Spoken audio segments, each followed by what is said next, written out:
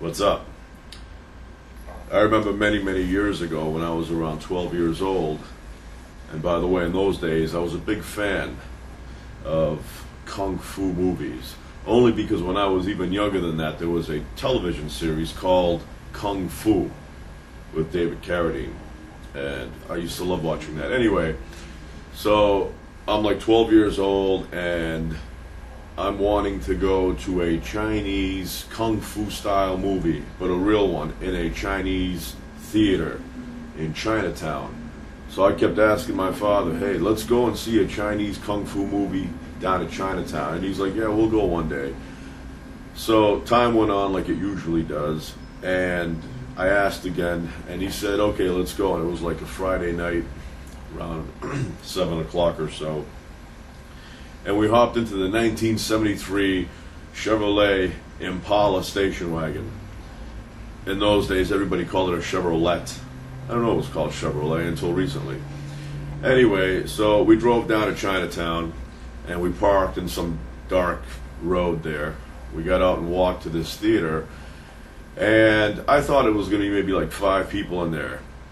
The place was like 80% full, and it was all like older Chinese people, Chinese guys with little mustaches hanging down to here, women in there too, and it was very quiet, and it looked like a fancy Chinese restaurant. It had all these things on the wall with red curtains and lights shining off the red curtains.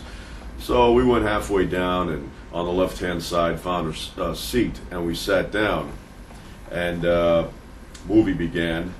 And it was based on a guy. It wasn't based on a guy. It was actually about a guy who worked at a Chinese restaurant. And he was a stick, very thin guy, very kind of tall, looked about 6'2" or something like that, and about 140 pounds. And he had one of those like goatees with like 5-6 hairs. So anyway, he worked at a Chinese restaurant, and there was an owner. He was very old, looked like in his 90s. And there was another guy that would show up and give him a hard time. You know, it was like trying to rob the place. And so the Chinese guy would pull out a pair of chopsticks, and he would swing them around, and you know how they make the noise every time he'd swing these things? You know, they'd make a noise.